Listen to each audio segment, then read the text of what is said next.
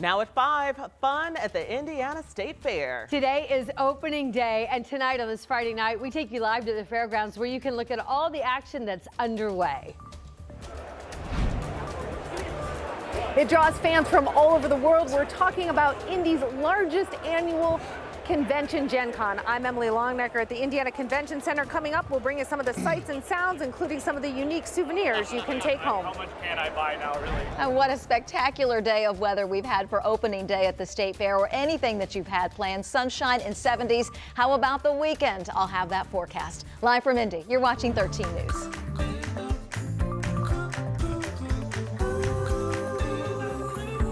Angela, how about it?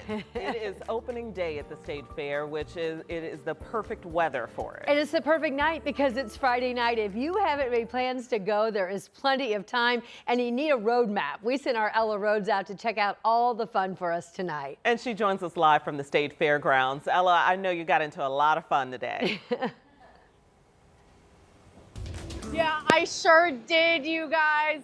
It is so much fun out here at the fair, and it is absolutely gorgeous. I mean, you got to come out today, you guys. It's my first time here too, so I'm really enjoying myself.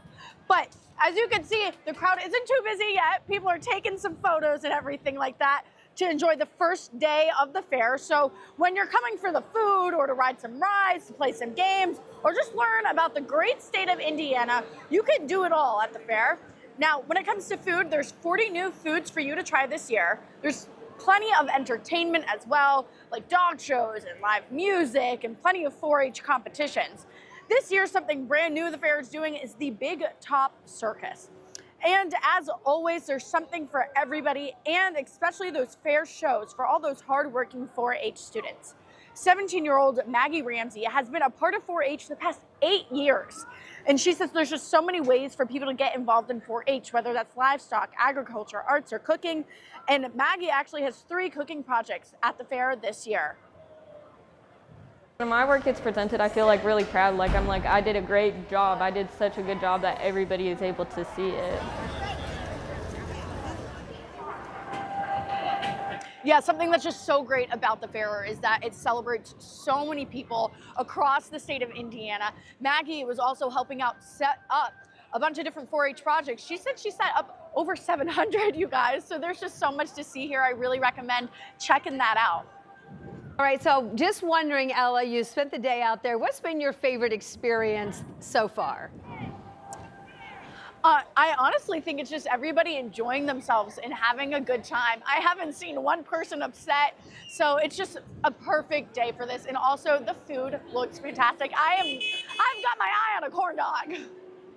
Well, you go grab one before we check back with you at 6 o'clock. And I'm glad to see that the joy out there is contagious. Ella Rhodes reporting live for us tonight at the State Fairgrounds on this beautiful Friday night opening day. Now, if you want to go out to the fair, keep in mind it's open now, but will be closed on Mondays. But every other day it opens at 8 o'clock in the morning, Tuesday through Sunday. You can't get in after 8 o'clock at night. And a parent, legal guardian, or chaperone over the age of 21 must accompany minors under the age of 18 after 6 p.m. on Tuesdays and Wednesdays, and after 4 p.m. Friday through Sunday. There is so much to see, and Dustin Grove helps us see what the highlights are. He went out to the fair and has a preview of the State Fair this year over on WTHR Plus for you. Yeah, he got a chance to get a sneak peek of the fair before opening day, really check out some of the food and some of the things that they're offering this year.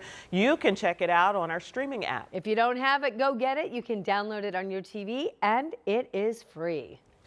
And the State Fair is not the only fun happening in Indy this weekend. Yes, another tradition this time of year in downtown Indianapolis, Gen Con. Full swing at the Convention Center right now.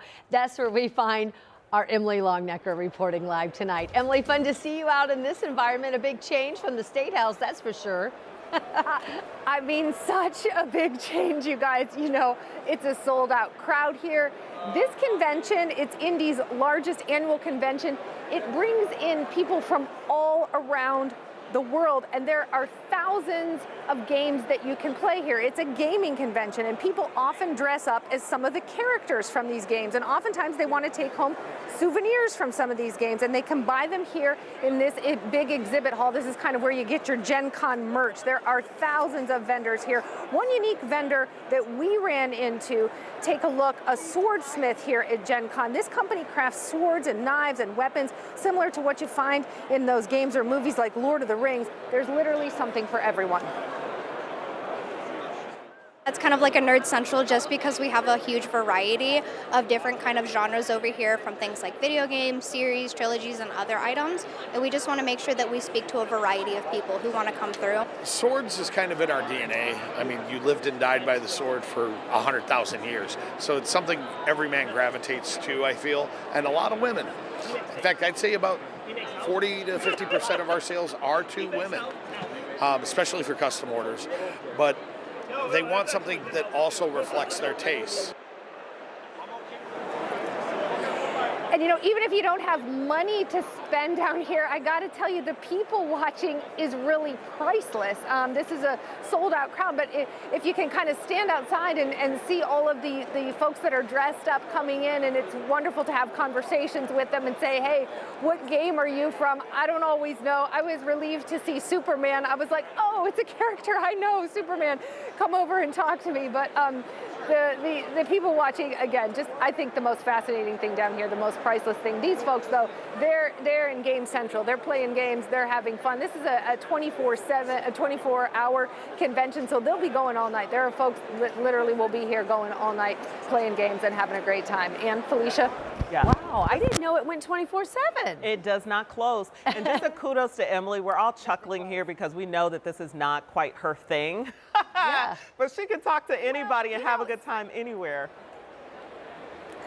True that, but also, you know, I love Star Wars, right? I grew up a Star Wars kid. I haven't seen one Star Wars person in the whole crowd today, so I've been kind of like searching for Star Wars folks, but I did see Superman, so that was cool. But yeah, I mean, some of the characters, admittedly, I don't recognize, but it's just fun to go up to people and ask them, hey, what game are you from? And they give you a little scoop about their character. So it's great crowd down here, great energy, great fun. Emily, you're not alone. Many of us would not know. Yes, but it is a very welcoming community. So Emily, thanks so much for your live report and showing us a little bit of what has brought over 10,000 people to Indianapolis this weekend. Yes. Yeah. So, my son being one of them. Yes, that's He's right. a board gamer. Yeah, drove in from Pennsylvania just to come. So how's that visit with him going? Not good. I haven't seen him yet, but he's coming.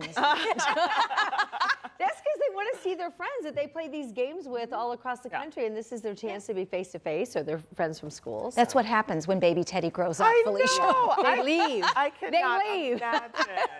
You won't want to be with me forever, you mean? No, only a weekend. Christmas, maybe.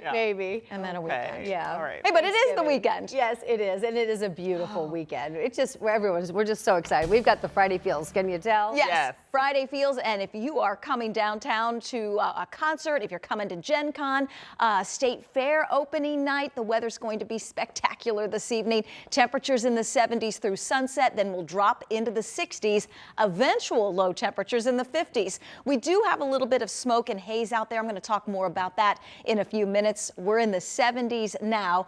Overnight temperatures in the 50s. Colts back at camp tomorrow. Clear and mild. Salute to Service Day. We'll be in the 50s and 60s to start camp. All right, thanks so much, Angela. Tonight, Indiana Governor Braun is announcing new agreements between 4 state agencies and federal immigration authorities. So those agreements will help with the deportation of people who are not in the country legally. The 4 state agencies entering into those agreements with U.S. Immigration and Customs Enforcement include the Department of Homeland Security, State Police, the Department of Corrections, and the National Guard. So we've reached out to those agencies with our questions about what this means for our immigration enforcement in the state. Marina Silva's got the assignment, and she joins us ahead at 6 o'clock with a look at some of the answers that we're receiving. And also, the state prison now making thousands of beds available for ICE. That's ahead here on 13 News at 6. Meantime, a Hancock County man now in jail tonight. He's charged with drunk driving having a crash and is accused of killing a woman in Wilkinson last Saturday. So at the same time as that woman's funeral, Rich Nye was in the courtroom with a camera as the man accused in her death appeared before a judge. I'd like to plead not guilty. Also, I have a lawyer hired. 32-year-old Alexander Ray pleaded not guilty to 2 counts of causing death while driving intoxicated, as well as reckless homicide and conversion. Court records allege that Ray was driving a 2024 Ford Mustang Super Snake west on State Road 234 last Saturday, about 6:45 p.m. He violently wrecked into a car driven by 76-year-old Linda Hargrove at the intersection of County Road 675 East. Hargrove died instantly. The victim's car split into 2 pieces, with half of it landing back here in this cornfield, about 100 yards from the intersection.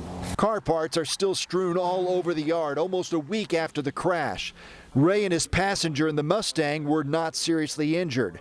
Ray was just a couple miles from his backyard shop where he details cars. I have my own business. What's that? It's called Ray's Auto Detailing. How long have you had that business? I've owned it for around 7 to 8 years. That's how I put my wife through nursing school.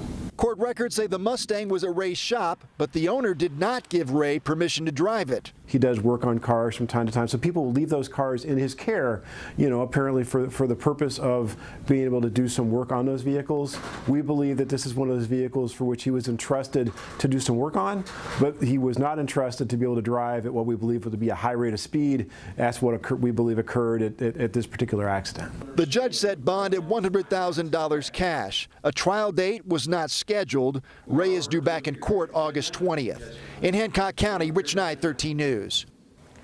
And her obituary says Linda Hargrove was a well-known, talented hairdresser in the Greenfield community. She was a wife, mother, grandmother, and great-grandmother. Nearly a week after a shooting involving Marian police, we are now learning that a 19-year-old is under arrest after he turned himself into police. So the shooting happened just after 10 o'clock in the morning this past Sunday, and it happened in a neighborhood just minutes from the police department. Neighbors told us it sounded like a shootout and showed us the damage the bullets caused. Indiana State Police tell us that a Marian police officer saw an SUV passenger shoot at a pedestrian. Investigators say an officer then shot at the suspect. The suspect then got away. Now that suspect faces a preliminary charge of attempted murder.